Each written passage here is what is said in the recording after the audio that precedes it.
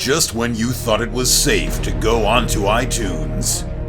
This is Next Level Guy, the only website that makes self-development as fun as going to the movies. It's time to take the red pill and escape the Matrix.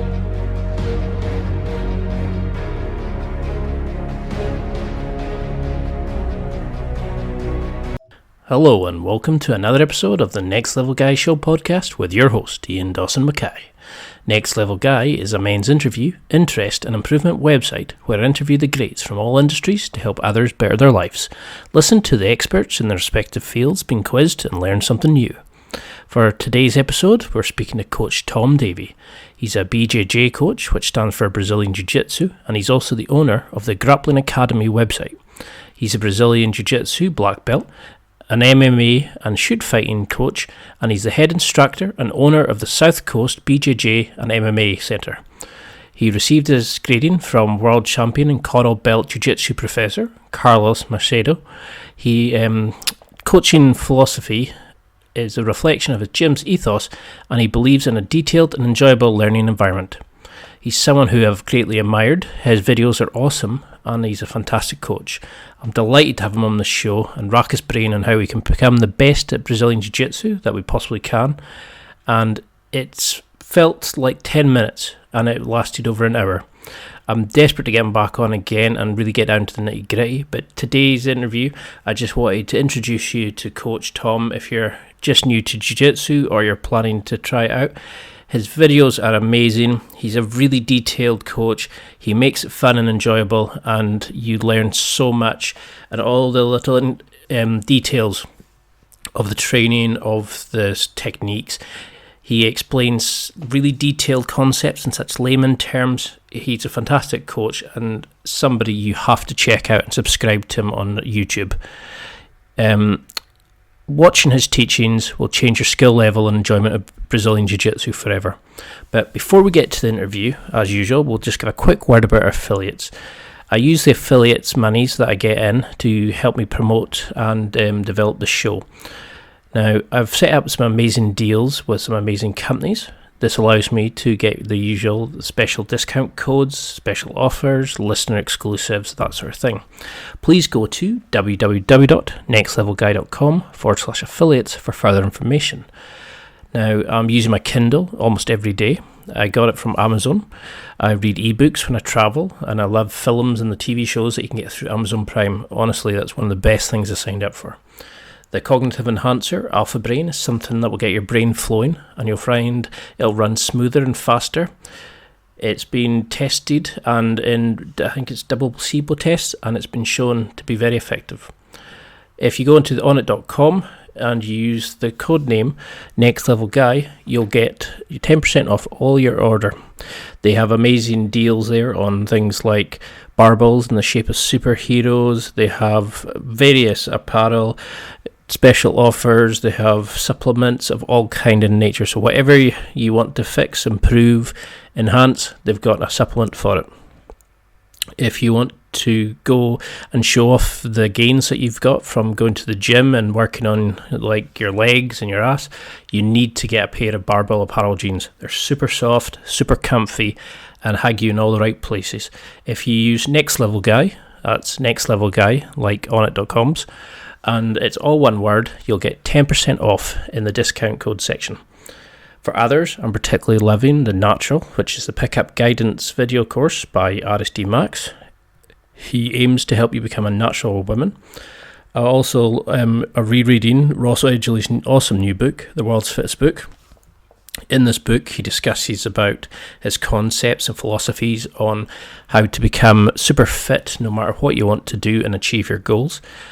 He's also just about to embark on a tour of the UK at the moment, which is really impressive because he's also just swam around the UK without going on dry land once.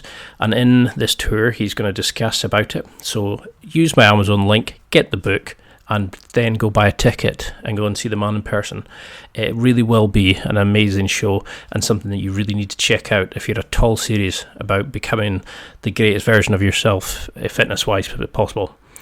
Now, there's so many other great offers there. There's things like My Protein, Under Armour, The Protein Works, Bulletproof Coffee, MeAndy's, Gainsbox, Dollar Shave Club, and so many more. I increase these offers every week, hopefully. I put out brand new special offers, and I also try to set up new deals whenever I can. So please keep an eye out on it. If you go to www.nextlevelguy.com/affiliates, that's www.nextlevelguy.com/affiliates, or you can find it in the top bar of the site. There really is something for everybody. There's a perfect gift for your family or even for yourself. If you're getting Secret Santas, if you're getting a present for a work colleague, if you're getting something small, something big, check it out. You'd be amazed at what you can find. Regardless of the occasion, there's something there for everybody.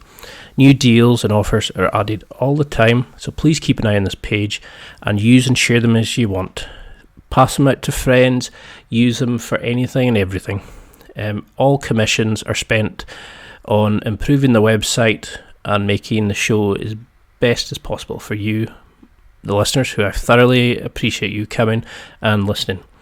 Now, I hope you have as much fun listening to this one as I did during the interview, and I hope to have Coach Tom back on shortly. Hope you enjoy. Massive thank you for doing this, Tom. I'm a massive fan, but for those guys outside of the Jiu-Jitsu community who maybe don't know who you are, could you just give a quick, short intro on who you are and what you think you're famous for? I don't know about being too famous, Ian, outside of Jiu-Jitsu, but I'm 31, live in Australia for part of the year, and work in and travel and around the world for other part.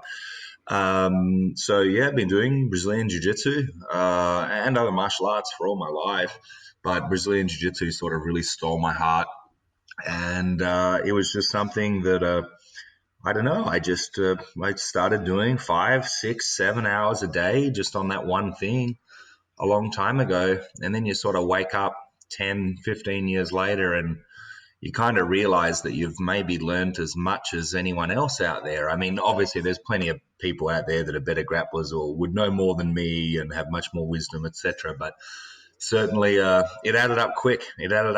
So I consider myself as a guy that's done a PhD in Brazilian Jiu-Jitsu, but I just enjoy training. I enjoy teaching. I love meeting people. I love hanging out. I love traveling, and I'm just lucky I've found a life where I get to do all those things that I love every day. Well, it certainly comes across in your videos. It's you've got one of those channels that if I said, oh, have you seen Coach Tom? Maybe they're not quite sure, but it's like the Grappling Academy. They go, yeah, oh, that guy, love that guy. So you're one of those videos that when I would chat in class about a certain technique, they would go, oh, have you seen his video on this, or check out this and that? So it's yourself and Nick Alban Chewy, and you're the go-to nice, for the class. Yeah, I've spoken to you. So yeah. I absolutely love your stuff. I mean, how did you get into it? Because I'm a blue belt, no tabs at the moment, but I got my blue belt on December just past. But how did? Oh, congratulations, Ian. Thank you very much. I appreciate it. So how did you get into it, though? You said you've been doing it all your life. I only started when I was 35. Were you always destined to do this, or? I was a really small kid. I mean, I know now I'm sort of like 220, 6'4", but I was a real small kid, and I started school, I think about a year and a half too early. We're meant to sort of be about 5.5 years old when we start, full-time school here in Australia. So I'd just turned 4. So I was just smaller. And, I like to think I try to be a nice guy, but sometimes that niceness can be mistaken for weakness. And certainly at one point in my life, that was weakness. And so like a lot of martial artists, I have a story of a father that wasn't there, and when he was, it was not pleasant, and then bullying sort of at school or whatever. So it was just one of those typical situations that leads people to martial arts. And then, I trained a few other martial arts and had a few fights and altercations, and I love all martial arts. I still teach, a complete mixed martial arts spectrum several times a week at my academy, but I just felt that when I discovered jiu-jitsu, one, I really enjoyed it. I really enjoyed it. It felt natural to me. I didn't even know what it was. I was actually rolling for about an hour a day before I knew the concept of what rolling or BJJ was. So, I mean, there's that. But after you use jiu-jitsu in a street fight and you're like, wow, that worked, just like the movies, just like Bruce Lee, just like I always thought they would. I think that just really sells it to you. And then when you develop the friendships and the relationships and the fitness and everything that comes from BJJ, I mean, how can you go back? Especially, I mean, now it seems crazy because now I have my whole life revolves around it. You know, I support my family doing this, and my kids train, my wife trains. It's like my whole life. Every time I travel, I'm teaching and training and doing seminars and stuff. And I love it. I could not ask for a better life. But that's what drew me to jiu-jitsu initially, and just yeah, the fact that it works. I know every martial artist says that their style is the secret style, and there are incredible styles out there. You know that. But I tell you what, for the average man or woman, Ian, as you know, like you're a blue belt, you're a made man in the jiu-jitsu community now. You are, you know, like the concept of street self-defense and stuff is a little bit more predictable. There's certainly not a lot of fear. Not very many color belts in jiu-jitsu really fear a street confrontation because they know what happens when they roll with the beginner in class. And so, yeah, that's my story, Ian. That's why I just love it so much. I don't know. It feels like it's what I was put here on earth to do. I mean, that's fantastic. So few people have that feeling, you know, where like they kind of feel, you know, they bump about from life and you never know what you're doing. And I don't know, it's when I watch your videos, it's like you were designed for it. You know, you have that infectious personality. You can't help but fall in love with jiu-jitsu. And I also like feel like I'm going down the rabbit hole with you. You know, it's like one video after another, and before I know it, I'm just gone non-stop. But you know, one of the things I've often wondered was they always say a black belt is a white belt who's never given up. Was there a point that you ever considered giving it up? I mean, you said your kids are in, you're doing it, your wife's doing it. Is there any point that you just thought, you know, enough's enough? And how did you overcome that? Because one of the biggest things I've noticed with our new guys is they have that wee hurdle once they've been choked out, once they're maybe not as picking up as fast as the other guys, they gonna go, oh no, I can't do this. You know, they have to earn the stripes, so to speak. Have you ever encountered that? Yeah, definitely. Well, I think we hit the nail on the head. I mean, we've all heard that comment that the black belt is the white belt that never quit. Now, having said that, I know some men that have been doing jiu-jitsu for nearly 30 years that aren't black belts. And so I don't believe everyone can get a black belt in jiu-jitsu. I believe everyone can. I don't believe everyone is willing to pay the price. And as you know, rocking up to training is only that's half of it. But then you have to, you know, focus and improve. And even in yourself, I'm sure you'll come across days as you transition to purple belt of the blue belt blues, as I like to call it. But, you know, I think when it comes to quitting, like for me, there were times where I wasn't teaching. And so for a couple of years, I just trained with actually my first blue belt, actually. And we'd just train and do our own thing. And I think that would be as close to quitting per se, just because I wasn't doing organized competitions. I was just training a couple of times a week with a friend, physical training, doing still all my study and everything like that. But I'd say that's as close as I'd come to quitting. I mean, I don't think I could never just stop. I couldn't stop. Actually, my best friend did stop. And he stopped after he got his blue belt about 10 years ago. And he's only just come back actually 2 weeks ago. And so in that time, you know, I've gone obviously through the black belt and done everything else. And he hasn't. And he talks about it as the biggest regret he has in his life, which is a pretty interesting statement. So I think I just know I'd regret it so much. So, hey, how can I give up? Well, how can I give up something I love so much? And I mean, sometimes I feel my body and might do it. You know, my body might get really injured one day, but to be honest, my body feels great. I take care of it. It feels great. So I don't see me quitting anytime soon.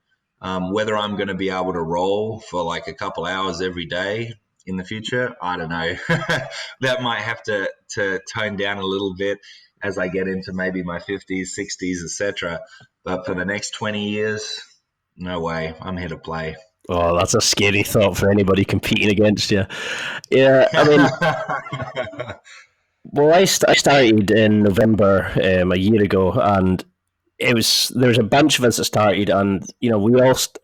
I think there's about out of the 6 of us who started, 4 are still there, and 2. Wow, that's high. And it's quite amazing how we've made some great friendships from it. And I put it off starting for ages, and I kept saying I needed to get fit. Then I was going to do it when I went to this place. Then I was going to do it after this place. But it is truly a life-changing art. I mean, what's the kind of usual things you hear from some people who are wanting to do it but maybe not? How do you encourage them to take part? Because it has transformed my life, but it's hard to explain it to somebody who's only seen it on YouTube or whatever. The benefits are so massive, but how would you encourage somebody who's not sure to give it a go? Because once you're down that rabbit hole, there's no way coming back. Definitely. It's one of those things, Ian. I guess I'm of two minds to it. I obviously I want everyone to have the benefits of jiu-jitsu. I mean, to the outside man or woman looking in, of course, jiu-jitsu is just this thing where we roll around in, surf clothing or pajamas and choke each other. And, it's obviously, as it's so much more than that. I would say that your mat benefits in jiu-jitsu will be 5 to 10% of your total jiu-jitsu benefits at most. I mean, how many street fights are you getting in to need these combative skills? I mean, once you're a blue belt, that's your street fighting jiu-jitsu done. So, I think for me, I want people to experience all the benefits, the community, the health, the happiness. It's done so much for so many people, including myself. It's been the pivotal thing in my life. However, having said that, yes, how many times do I hear, every month, I've been wanting to join for 3 years, but I wanted to get fit first. And it's like, no, come and then you'll get fit. Fitness comes from training. Don't train and get fit enough to now be fit. Just come to jiu-jitsu. But at the same token, I guess as an academy owner, I've never had a shortage of students per se. People have always been willing to travel down and train with me, and I feel very blessed and fortunate for that. So at the same token, I try not to encourage too many people to take it up, because the last thing I want is encourage them to take it up and then they weren't ready. Because, jiu-jitsu, it gives a lot to you, but it asks of you first. Like, that. You learn how to deal with stress and how to solve problems and do a different thing. But you learn that from some, 100-kilo guy putting you in side control and pinning you there, and you feel like throwing up and you just want to quit, and you don't. So you have to pay first. And I don't think everyone is willing to pay that price. But the reward for paying that price, like any hard, smart work in life, is just far beyond the investment. And so I want people to find that out. But I know that the process of finding it out, Ian, is one that is somewhat demanding physically and mentally. I mean, the struggles. Anyone who wears a blue belt has struggled a lot. And they've also achieved a lot and grown a lot. And so I want people to take that path. But, the thing I hate is people that come into jiu-jitsu and then quit. I'm lucky, sounds like your academy too, but I have a very low attrition rate at my academy. But still, because my time is limited, my time is my most valuable resource. From my perspective, Ian, I don't like to encourage too many people to give jiu-jitsu a shot, because if I have to encourage them to get in the door, chances are I'm going to have to be encouraging them to stay in maybe in 1, 3, 6, 12 months. And for me, that's just too temporary. I want to build people, like I already have, obviously, that teach their own academies so that the jiu-jitsu knowledge and benefit can go further, because I guess I've only got 24 hours in a day. So I want to maximize my time and maximize the amount of reach that jiu-jitsu can give to people. And that's why I started the Grappling Academy YouTube channel, just because I wanted to get my message out to more people. And would you say that's what, sort of gets you out of bed? Because I think I read somewhere when I was doing my sort of research that your mission was to get people to have a successful life from jiu-jitsu on and off the mats. Too many people think it's just training, but what you get from it in so many aspects of, like, more confidence, fitter. You don't look. If you're in altercation, you can beat somebody up, but you don't need to prove yourself. It helps you, like, in so many different ways. But is that your overall mission? Is that what drives you? Now you've got your black belt to just keep going again and again. Yeah, I mean, I teach every day. I have no days off. I have no mornings off. I don't take evenings off. Like, I teach a lot. Obviously, I'm a family man too, and but yeah, just getting up every day. Like, jiu-jitsu makes my life better. I mean, I'm my first customer, I guess. Jiu-jitsu transformed my life. Some people know me, that have known me for the last 31 and a half years, but others that don't realize that, like many martial artists, my result is a life of transformation. The man I am today is somewhat of an opposite of the boy I was when I started. So I know what it's done for me. So I just keep, paying homage to that and working every day. And I love it. I love it. I mean, like you said, you want to be prepared for a street confrontation. And, I'm no some tough street fighter guy, but I've also, I'm not afraid to stand up to any man, which is not always a wise thing. I'm not recommending your listeners do this. But because of that, altercations wise, yeah, sure, jiu-jitsu can come in handy. But I think knowing that you can handle confrontation, that's very important for both men and women in our society. Because ultimately, any sort of, whether it's a lawsuit or a customer complaint, I don't know, whatever people deal with in their lives, ultimately, the ultimate form of confrontation is still obviously violence. And when you know that you can handle that, it becomes somewhat of an easier thing. And especially, like, for instance, with you in the UK and us here in Australia, like, we don't have the gun violence. So, if you are going to get attacked, most of the time, like, you can defend yourself. It's not like someone pulls out a gun and shoots you like when I'm in Dallas and Texas and stuff. So, but, at the same time, I think jiu-jitsu and my goal for the Grappling Academy was, just to introduce people for free, obviously, to jiu-jitsu. I never planned on any income coming from that business or anything like that, because the whole point was to give back. That was the point. Jiu-jitsu has given me so much. For me not to give back, I feel, would be incredibly selfish of me. And who knows, there's another Tom Davey out there or another Ian that just jiu-jitsu could do something big in their lives. And if they don't find out, that'll never happen. And they might spend the whole rest of their life scared or unconfident or whatever it is.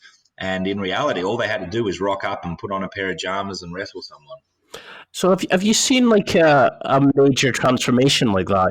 Because I find that interesting that you look at it like, oh, I wouldn't have been that person without jiu-jitsu. It's like, what makes you think that you, like, because you all seem like you're destined to become the martial artist, the coach, the friend that helps people transform themselves. What do you think you would have become? What sort of man do you think you would have been if you hadn't found jiu-jitsu? Would you have gone into trouble, do you think, or? That's a great question. I mean, it's hard to say. Sometimes, like I say, without jiu-jitsu, I would have led a miserable life. I mean, we never know, and we're never gonna know, are we? But at the end of the day, for me, I guess it's pretty easy to see that, my life changed when jiu-jitsu came in. And for the friends and family that have known me pre, during, and post, they will certainly say the same thing, because there's been nothing else in and of itself that has created change. Yeah, I mean, don't get me wrong. Like, I've always tried to evolve as a person. Like, every day I try to grow in, like, every way, like, that's what I try to do. I try to be a better husband, a better martial artist, a better coach, a better business owner, a better father, a better son, whatever it is. I'm trying to be better every day. And I think jiu-jitsu is this wonderful crucible of bullshit-free self-improvement. Like, there's so much things we can learn about and do when it comes to improving our lives, whether it's books or people talk, whatever. There's, like, so much stuff out there in today's media. But I think sometimes a little bit of nonsense gets thrown in there, and people forget that most of the time, if you want to have a happy life, you work hard, you surround yourself with good people, and you improve yourself every day. And I think it's a somewhat simple recipe. And I think jiu-jitsu is that. In most academies around the world is just that. So it's like having the world's cheapest life coach just walk around with you every day, because jiu-jitsu class is just real. Results are real, failure's real. And I think you sort of you get used to that. If you get armbarred, you get armbarred. I don't care if you had a bad day. That was just a result of actions and inactions. And I think once you learn that, it becomes quite good. If you want to get good at arm bars, you know what you'd have to do, Ian. Like, say if you only do Kimuras and you want to get good arm bars, well, you're going to have to basically say, I'm going to go for 100 arm bars a night, which realistically means that your buddies are now going to start passing your guard and beating you up more than they should, because you're trying to improve. But by taking that hard work, on the chin, and by doing those reps and being willing to fail, which is a massive thing in life that I think is the biggest thing that helped me, being willing to fail will let your arm bars shine. I tell all my guys, if they want to get good at arm bars, they need to fail 20 times a night at arm bars. That's their goal. I don't care how many you get, not interested, but fail 20 times until you can't fail 20 times. And when you failing at 20 times, that means you're getting lots of arm bars, which means that you've got great arm bars. So I try to encourage that sort of thing in my academy, and because I think getting over the fear of failure is arguably one of the most empowering things that at least I've found for men and women, in today's society. Yeah, I mean, I love that, because I went through that phase of every role I had, I was using strength when I first started. I was fighting for every single thing. I don't think I used technique probably for the first wee while, And you get these guys who come into the gym, and they're like built like a brick shit house, shall we say?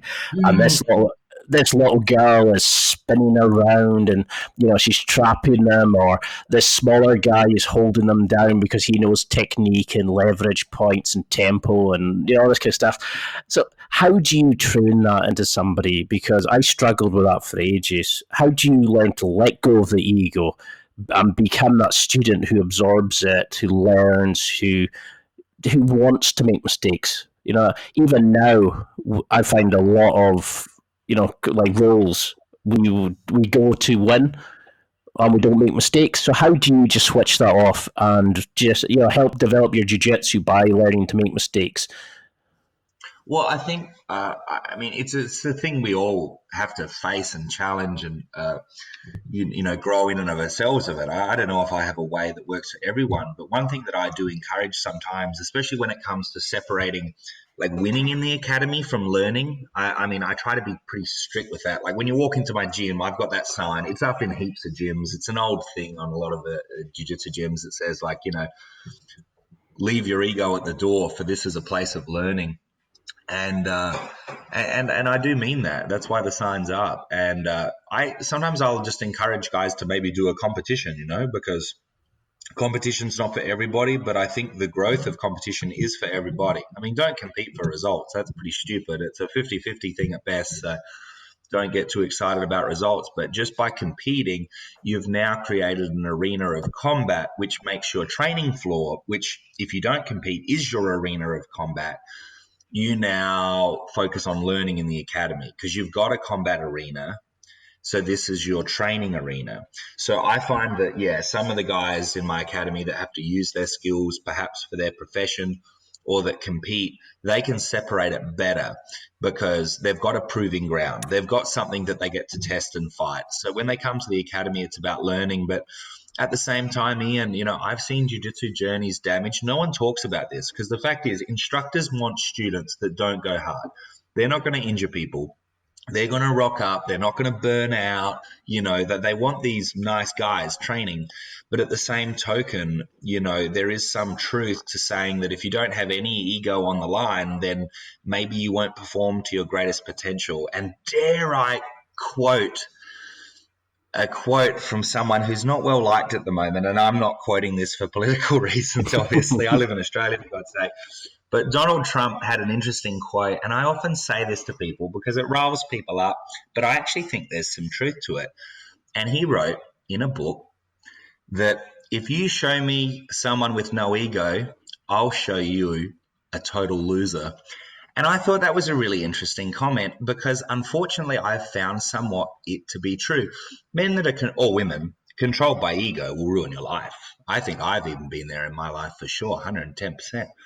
But then with no ego, again, I've been the guy living in the retreat and doing all meditating every day and giving his stuff away. I've been that guy too.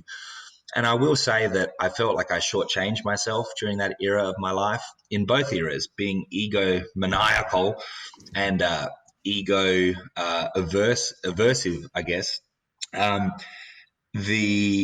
The balance is in the middle. So like when I go into a jiu-jitsu academy, yeah, you should still have goals and stuff, but your goal isn't to win. Your goal is to improve or win in a certain way. So I don't think it's wrong you going into the academy and saying, you know what, like I want to get 3 arm bars tonight. That's really cool. Like I think that's okay. You can go and use as much strength as you need to achieve that, but only if it's pushing forward your learning. You want to get good arm bars. You don't want to arm bar your 3 friends. You want to get good arm bars. So I think just being separate that and keeping the long-term hat on, your jiu-jitsu isn't judged by your training tomorrow night, Ian. Your jiu-jitsu will be judged at the end of your life. So I think keeping that long-term focus helps tremendously. Yeah, I love that. I've never really considered, like I've thought about competing, but I've never really thought about how we look at the mats, because we look at that as a competition over that's a proving zone because we haven't got somewhere else to take it. And I found it strange when I first started, that I've always been the BFG, like the big friendly giant, and then suddenly you're inside somebody's personal space. They're on top of you. They're trying to hurt you. They're trying to do, and then they shake hands. I always found that weird. It's a strange dichotomy for a lot of guys when they first start. So let's say that you have a brand new student, somebody who's wanting to do it for themselves. What would you advise them to do? How would you create the perfect student? What do you want them to think about? What would be their goals for 6 months? What would you want to see that in them? Is it... Sure. I I actually get to do this. Like I have some people that will travel down to my academy and say, look, I'm willing to do as many private lessons or group classes. You tell me what, when, where, so I actually have some experience in this, like trying to create this, prototypical perfect student.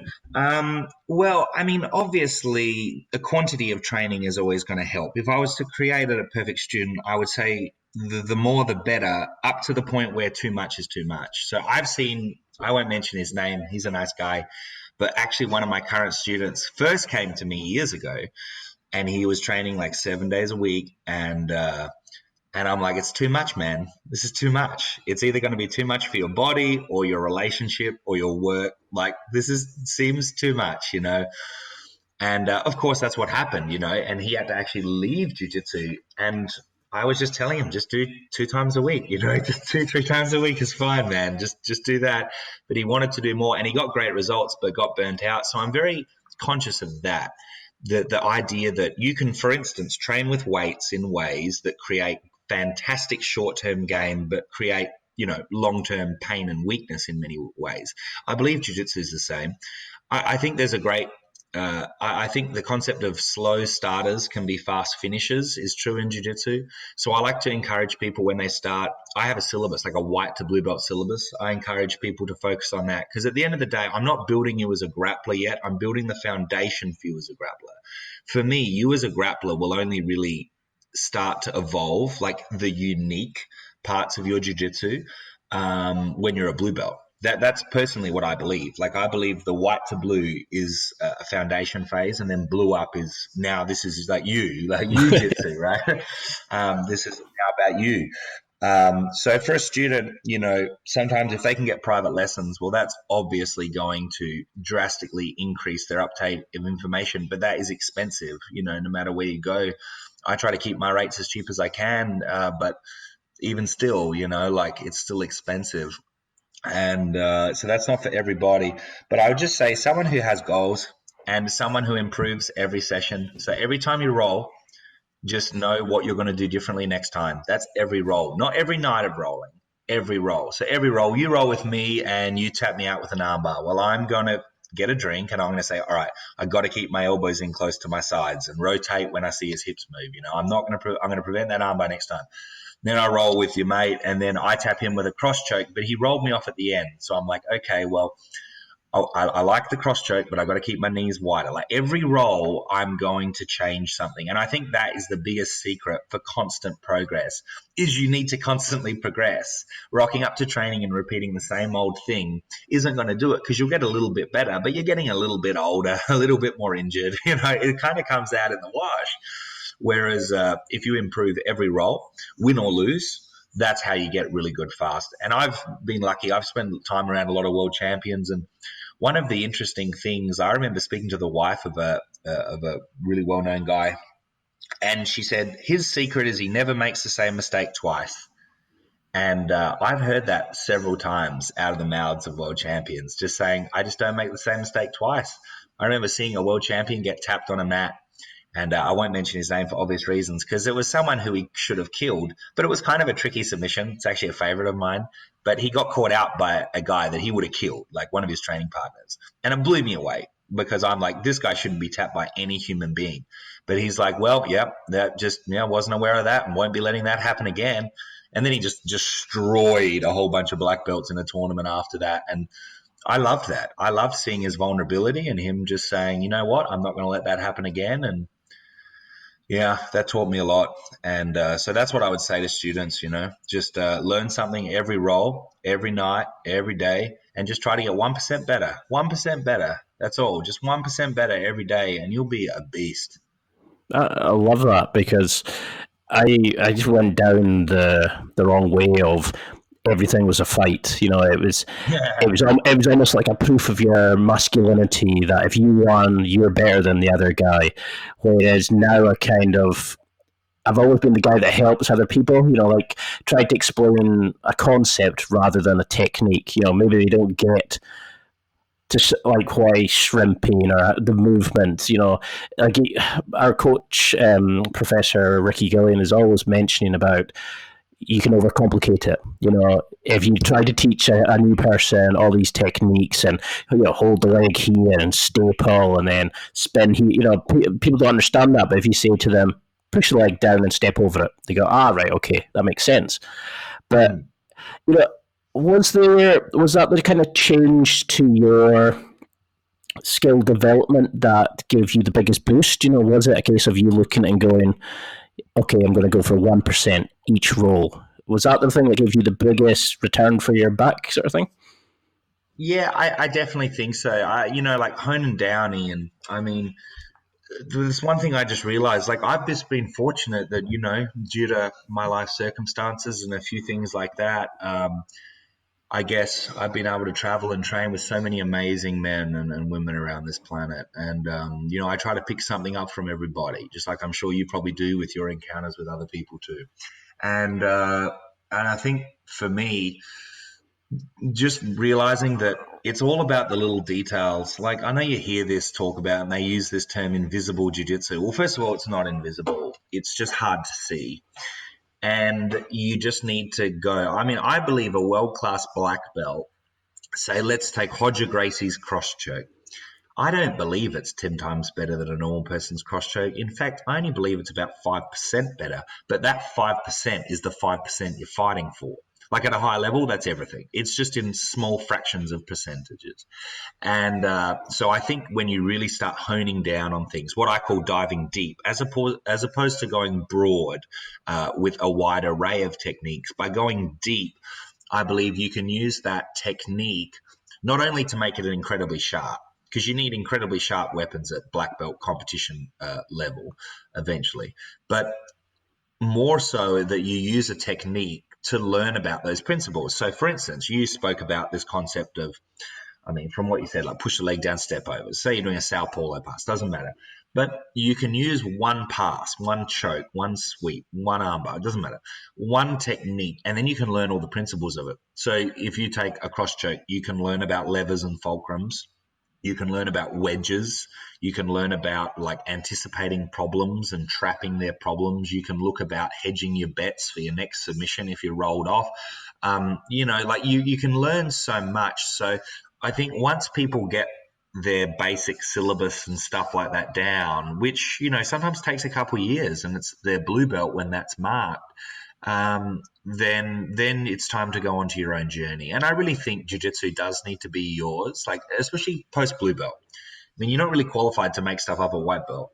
But at blue belt, I really think, creating your own journey and just working out like what works for you, what makes you special and unique on the mats, and work with that. Not in terms of performance, although that is how you get really good. It's more in terms of just be true to yourself as a grappler and develop yourself as a grappler, because what makes you unique will be what makes you dangerous.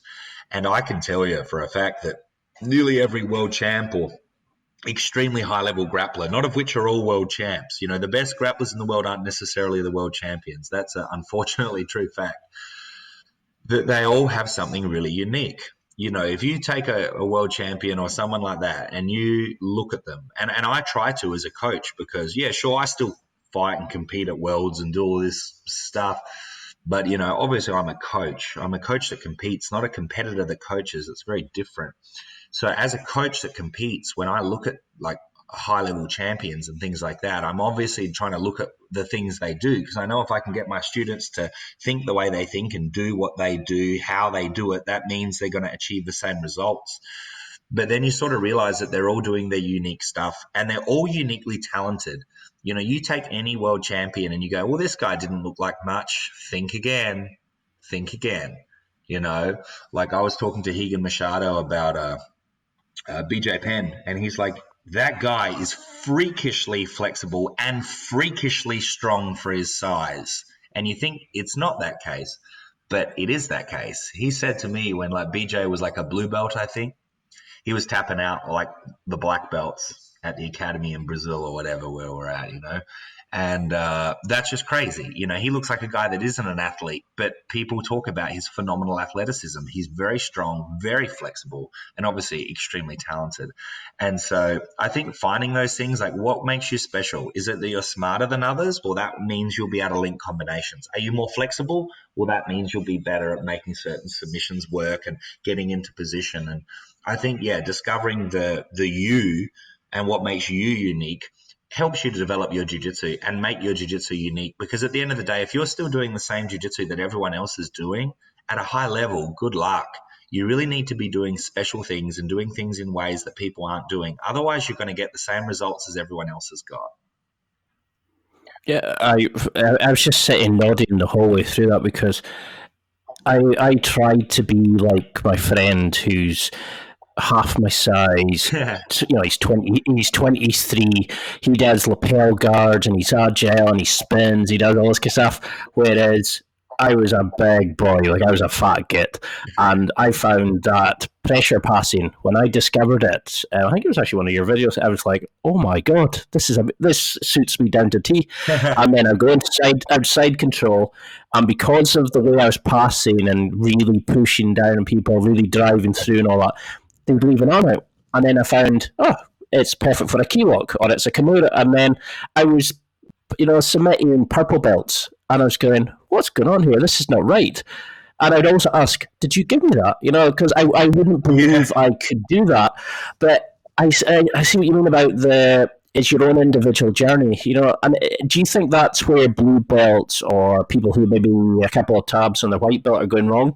They're trying to be like their favorite black belt guy rather than developing themselves and finding out what makes them the best version of themselves? It's a fantastic, question.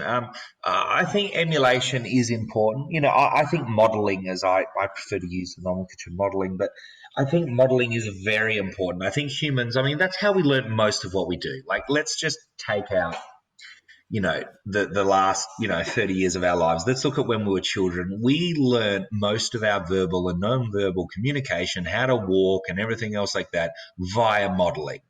We didn't have to learn our language. We just modeled. We just listened and observed. And so I think there's a massive place for doing that, Ian. There's a massive place for going, I'm a lanky guy. Who's a lanky guy like me that's doing really well? Keenan Cornelius. Okay, let me try what he does. Let me watch him.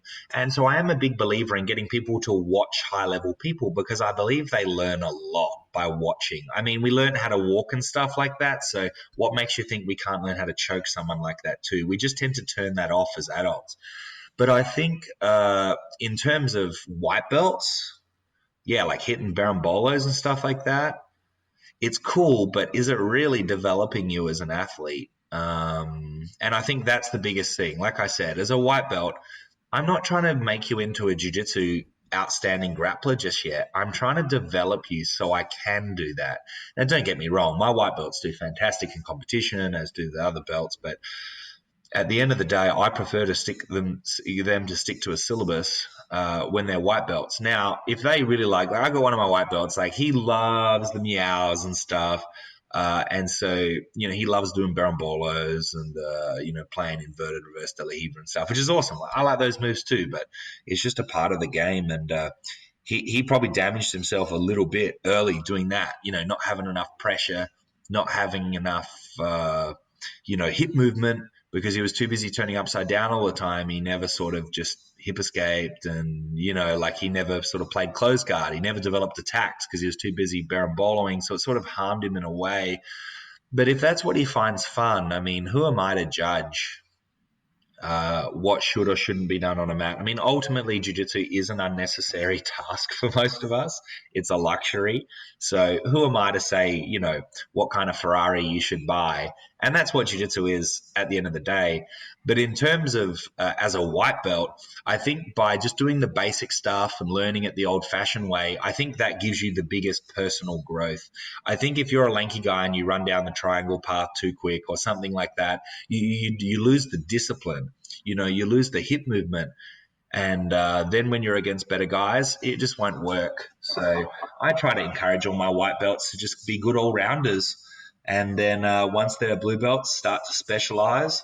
But, even if I've got big guys, I'll let them spend their first 3 months starting on top. But then before they're blue belts, I'll tell them, you're spending the next 6 months on your back because that's your weakness. You're a big guy. You suck on your back. You're great on top. So I think it's just all part of that process. And that's why the white to blue belt is so special for me. I think it's the most special belt ranking there is.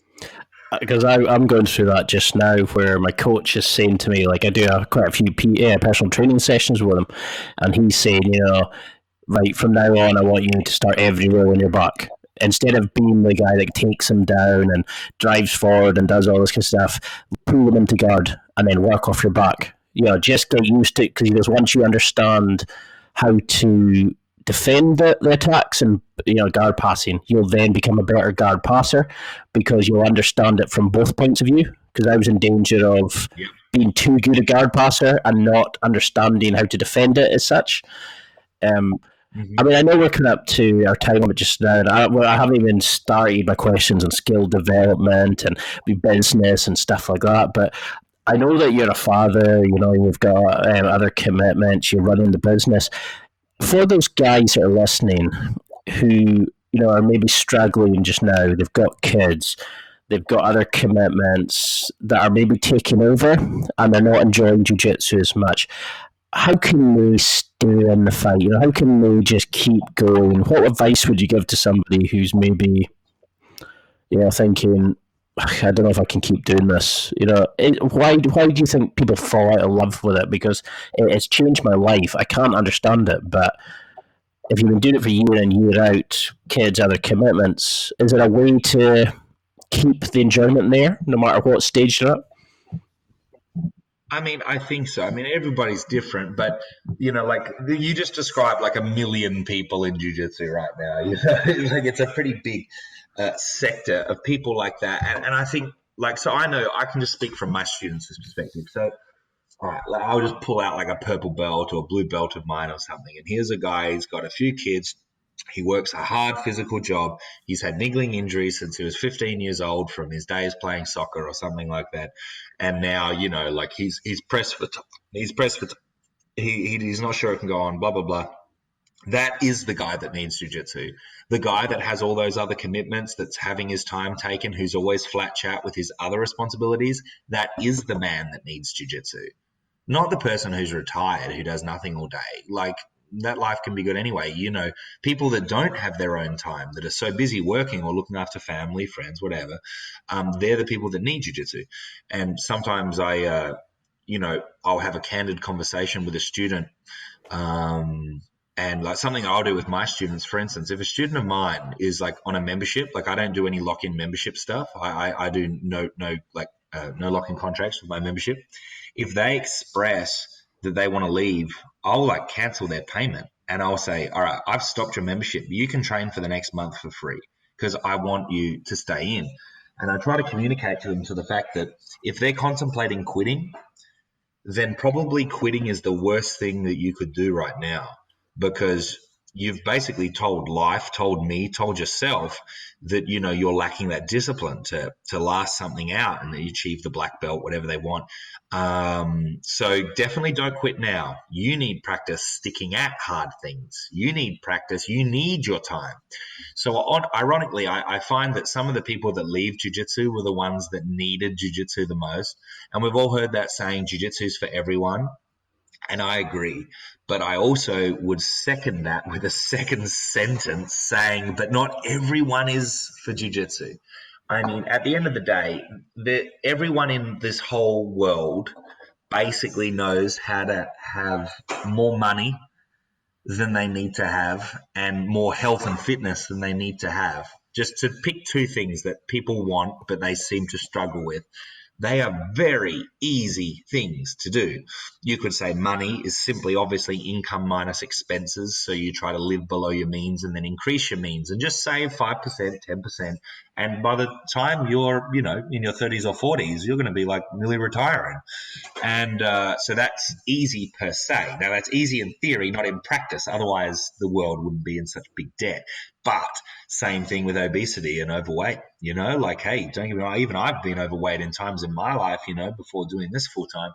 And but it's a simple strategy. We know that it's calories and exercise, you know, like we know it's very simple. And I think jiu-jitsu is like that. You know, when people struggle, the answers are really simple. Oh, I'm struggling. I'm too busy, whatever. You need to get better at making time. You know, so don't throw it on jiu-jitsu and blame jiu-jitsu, because let's face it, their life's not going to get better. You take some guy and he's working a full-time job, he's got 2 kids, whatever. His life's not going to get better when he leaves jiu-jitsu. The only hope is that he actually makes the decisions and improves his life and carves out time for himself and balances his responsibilities. That'll make his life better. Leaving jiu-jitsu, I don't think I've ever heard of anyone that said that was the thing that made their life better. But I could obviously, probably like yourself, I could list hundreds and hundreds and hundreds that have credited jiu-jitsu with making their life better. So I think when people quit jiu-jitsu, I mean, sometimes it's necessary, I guess, for some small people that might have to move to an area without any jiu-jitsu academies.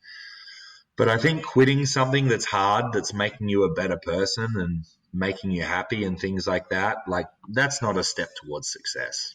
That's a step towards just succumbing to inertia and your old bad habits of quitting and giving up on things. Yeah, I mean, when I started, I went down this road of self-sabotaging everything. I gave up the gym. I gave up, like, trying to learn a foreign language and stuff. I would always just when it got hard, I would just give up. And that's when I knew I really loved jiu-jitsu, was when I just kept pushing and pushing when stuff was hard. And I thought, no, I'm not giving up on myself. And it's opened up another level in my personality. It's shown me what I'm truly capable of by getting to the blue belt. And now there's a whole new level of techniques and challenges that jiu-jitsu opens up. So I think you're right, people do need it. And to go away from it is actually giving up on themselves more than giving up on jiu-jitsu, because it's not going to make their life better.